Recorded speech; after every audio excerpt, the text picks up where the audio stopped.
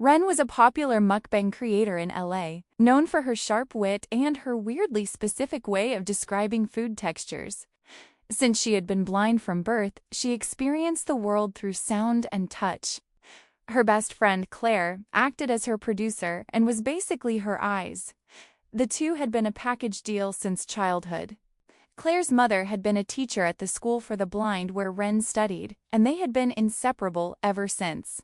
During a live stream, a regular viewer dropped a link in the chat. Claire leaned over and read it aloud.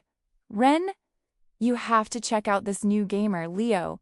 He has a great voice and he actually describes everything he's doing." Ren was intrigued.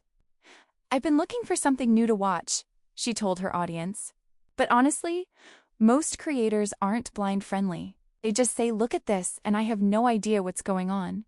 After she wrapped the stream, Claire pulled up the video. A deep, steady voice filled the kitchen. It was Leo, a no-cam gamer, playing a slow-paced farming sim.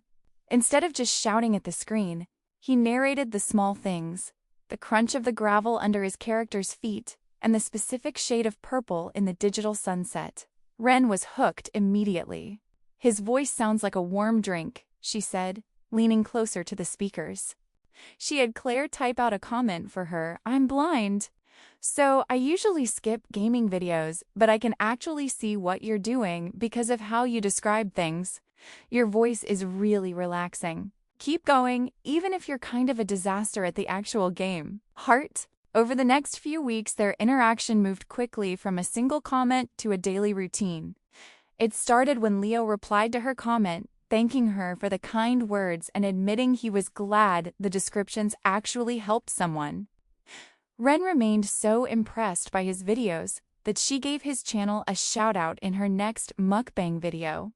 She told her audience how rare it was to find a creator who made content she could actually follow.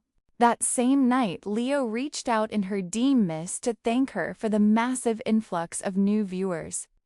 What started as a professional thank you quickly turned into a steady stream of messages. Since typing could be a chore, they switched almost entirely to voice notes. It was much easier for Ren to just hit record, and honestly, Leo liked hearing the tone of her voice and the way she laughed at his jokes much more than reading a text. Leo started changing the way he streamed too. He began adding read-only descriptions, little details he knew she'd appreciate. Instead of just playing the game, he'd pause to describe the exact sound the wind made through the digital grass or how the light shifted from gold to a deep, dusty blue during the in-game sunset. In their private chats, they traded audio postcards. Ren sent him clips of her world, the heavy, rhythmic purr of her cat, Miso, the sharp, satisfying snap of a fresh carrot, or the sound of Claire losing it in the background after they accidentally burnt a batch of cookies. In return, Leo sent her the sounds of his city. The crashing waves at the beach in the middle of the night, or the muffled brass of a jazz band playing a few blocks away. During one late-night call, Leo got quiet and admitted something he'd never told his viewers. "I actually used to hate my voice," he said. "I thought I sounded too slow, like I was boring people to death." "Leo," Ren said, her voice soft. "Most people spend so much time looking at things that they forget to actually feel them. Your voice is the first thing that's made me feel like I'm not missing out on a single thing." As they got closer, they realized they were both invited to the same creator event in LA. The excitement was mixed with a lot of nerves. Leo was a total introvert who hated crowds, and Rin was quietly worried that once they met in person, he'd be disappointed that she couldn't look back at him. "I'm not worried about you looking at me, Ren," Leo told her, his voice steady. "I just want you to be there. The convention center is a nightmare of noise and smells." Ren holds onto Claire's arm, trying to stay grounded. "Do you want to leave?" Claire asks. "No," Ren says, tilting her head. "He's here. I can feel it." Then she hears it. That specific, hesitant laugh she's heard in her headphones for months. "Claire," Ren whispers. 12 o'clock, 10 feet. When they get close, Leo stops talking mid-sentence. He sees the girl from the thumbnails with the silver-tipped cane and the bright smile. Ren? His voice sounds different in person, more real, more solid. He starts rambling immediately. You look really great. I mean, you always do, but in person, you're just... I'm rambling. I'm definitely rambling. Ren laughs and reaches out. Her hand finds the sleeve of his hoodie. He smells like cedar and rain, and then she moves her hand to his arm. She can feel him shaking slightly, his pulse racing. Relax, Leo, she teases. I've had 2 months to get used to the rambling. She slides her hand down to his and interlocks their fingers. Your hand is just as warm as your voice. I think I like the real version better. Claire steps in to save them from the crowd. This place is a zoo. Let's find a quiet cafe. The cafe Claire picked was a small, hole-in-the-wall spot that smelled like roasted beans and old wood.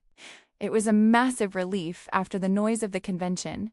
Once they were settled in a corner booth with their drinks, Claire checked her phone. All right, you two seem settled, Claire said, giving Ren's shoulder a quick squeeze. I've got to go edit that footage from earlier. Leo, make sure she gets home, okay? I've got her, Leo promised. With Claire gone, the vibe shifted from work mode to something quieter.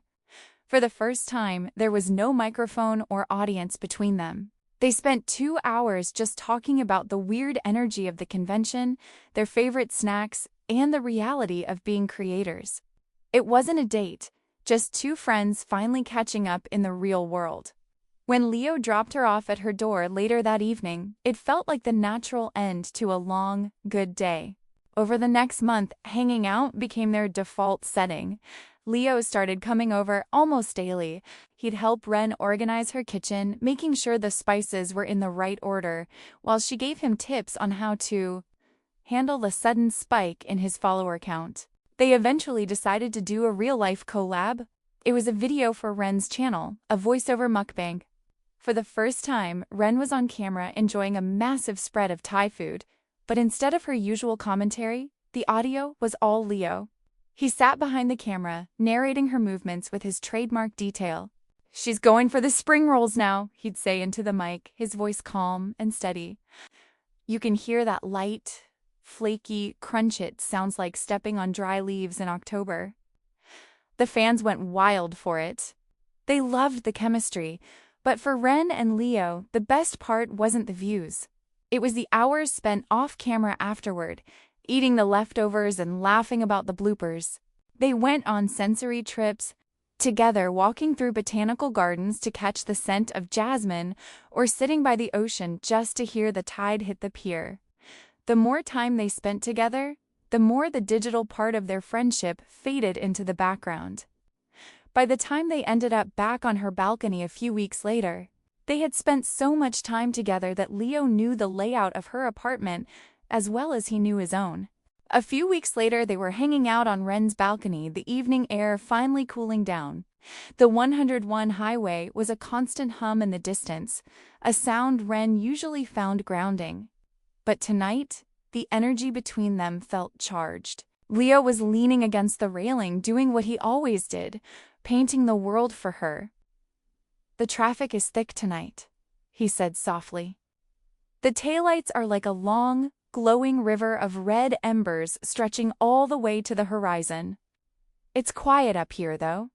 Just the wind and the occasional siren. He went quiet for a moment, the kind of silence that feels heavy with things unsaid.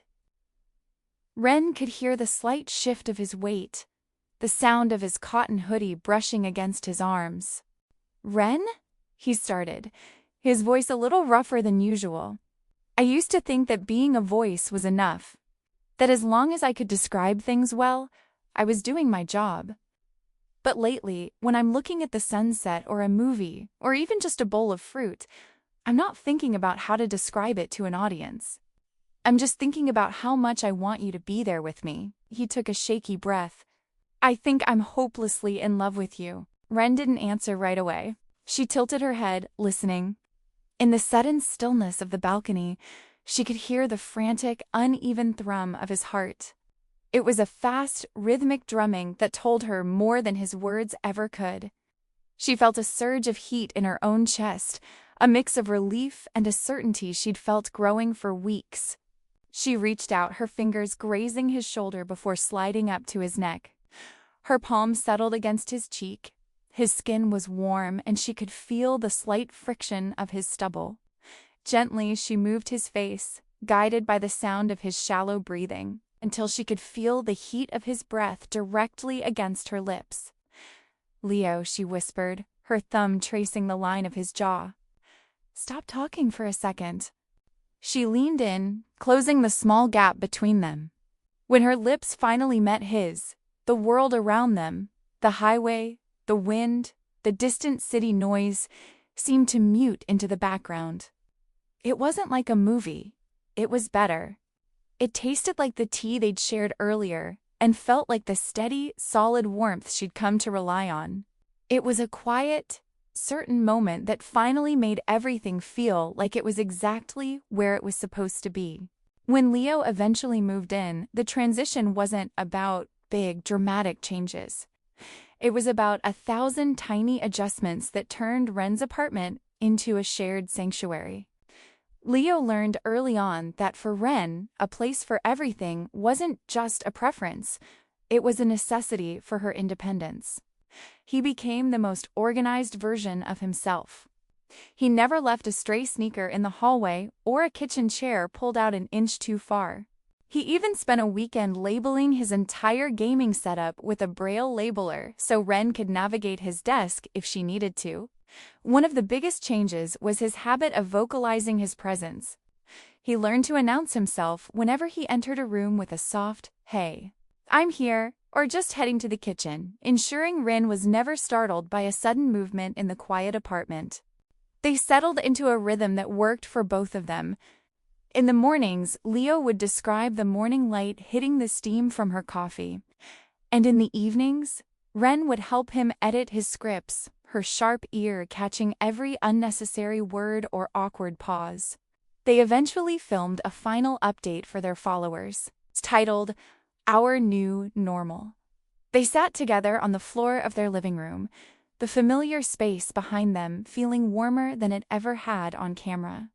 Leo looked into the lens, then turned his head toward Ren, who was already leaning comfortably against his shoulder. "I used to think my voice was just a way to kill the silence while I was gaming," Leo said, looking over at her. "I had no idea it would be the thing that actually brought us together. Honestly, I'm just happy I get to wake up and do life with you every day. Being with you makes everything better." Ren didn't feel the need to add anything fancy. She just squeezed his hand, interlacing her fingers with his, and closed her eyes. "I love you too," she said simply. She didn't need to see the happily ever after. She could hear it in the steady beat of his heart and the way their lives finally clicked into place. Thanks so much for sticking around until the end of the video. If you enjoyed this, it would mean the world to me if you could like this video if you found it entertaining. Subscribe for more videos in the future. Comment below and let me know your thoughts. I would love to hear from you. Your support helps the channel grow and is greatly appreciated. See you in the next one. Bye.